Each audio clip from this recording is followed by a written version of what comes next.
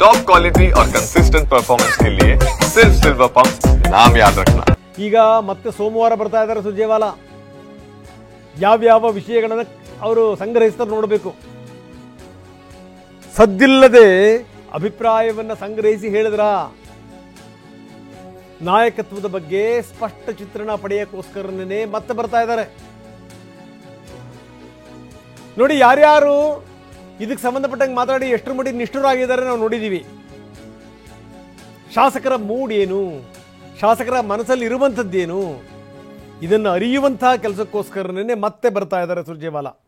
ಒಂದು ಮಾತು ತುಂಬ ಸ್ಪಷ್ಟ, ಮುಖ್ಯಮಂತ್ರಿಗಳೂ ಕೂಡ ನಾನೇ 5 ವರ್ಷ CM ಅಂತ ಹೇಳಾಯಿತು, ಬೇರೆ ಆಪ್ಷನ್ ನನಗೇನಿದೆ ಅನ್ನುವಂಥ ಅಸಹಾಯಕತೆನ DK ಶಿವಕುಮಾರ್ ಕೂಡ ತೋಡ್ಕೊಂಡಾಯಿತು. ಇನ್ನು ಯಾವ ನಾಯಕರಿಗೆ ಮಾತಾಡೋಕ್ಕೆ ಧೈರ್ಯ ಬರುತ್ತೆ ಹೇಳಿ? ಅಲ್ಲಿ ಇಲ್ಲಿ ಒಬ್ಬರು ಮಾತಾಡ್ಬೋದು. ಈಗ ರಂಗನಾಥ್ ಮಾತಾಡಿದ್ದಾರೆ, ಡಾಕ್ಟರ್ ರಂಗನಾಥ್. ಇಲ್ಲ DK ಶಿವಕುಮಾರ್ ಮುಖ್ಯಮಂತ್ರಿ ಆಗಬೇಕು ಅಂತ ನನಗೂ ಕೂಡ ಆಸೆ ಇದೆ ಅನ್ನುವಂಥ ಮಾತನ್ನು ಹೇಳಿದ್ದಾರೆ. ಇವ್ರ ಬಾಯಿಂದ ಮಾತು ಬಂದದ್ದು. HC ಮಹದೇವಪ್ಪ ತುಂಬ ಸ್ಪಷ್ಟವಾಗಿ ಹೇಳಿದರು, ಇಲ್ಲ 5 ವರ್ಷ ಸಿದ್ದರಾಮಯ್ಯನವರೇ CM ಅಂತ ಮತ್ತೆ ಅವರು ಪುನರುಚ್ಚಾರ ಮಾಡಿರೋದು. ಎಲ್ಲದಕ್ಕಿಂತ ಮುಖ್ಯವಾಗಿ ಮುಖ್ಯಮಂತ್ರಿಗಳೇ ಈ ಮಾತನ್ನು ಹೇಳಿರೋದು. 5 ವರ್ಷ ನಾನೇ, ನಿಮ್ಗೆ ಯಾಕೆ ಅನುಮಾನ ಕಾಡ್ತಾ ಇದೆ ಅನ್ನುವಂಥ ಮುಖ್ಯಮಂತ್ರಿಗಳ ಮಾತು. ಮತ್ತೆ ಸೋಮವಾರ ಬರ್ತಾ ಇದ್ದಾರಲ್ಲ ಸುರ್ಜೇವಾಲಾ, ಯಾವ ವಿಷಯಗಳನ್ನು ಕಲೆಕ್ಟ್ ಮಾಡ್ತಾರೆ, ಯಾವ ವಿಷಯಗಳನ್ನು ಸಂಗ್ರಹಿಸ್ತಾರೆ, ಯಾರ್ಯಾರ ಜೊತೆ ಮಾತುಕತೆ ಮಾಡ್ತಾರೆ. ಇನ್ನೂ ಬಹಳಷ್ಟು ಜನ ಶಾಸಕರಿದ್ದಾರೆ.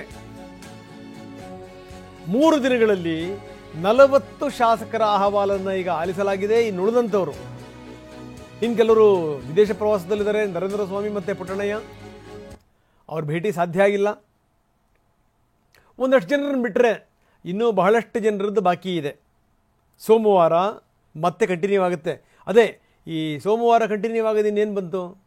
ಈಗ ಸಿನಿಮಾ ನೋಡ್ತಿರುವಂಥ ಸಂದರ್ಭದಲ್ಲೇ ಇಂಟರ್ವೆಲ್ಗೆ ಕ್ಲೈಮ್ಯಾಕ್ಸ್ ತೋರಿಸ್ಬಿಟ್ರೆ ಇನ್ನು ಕ್ಲೈಮ್ಯಾಕ್ಸ್ ತನಕ ಕಾಯುವಂಥದ್ದು ಏನಿದೆ?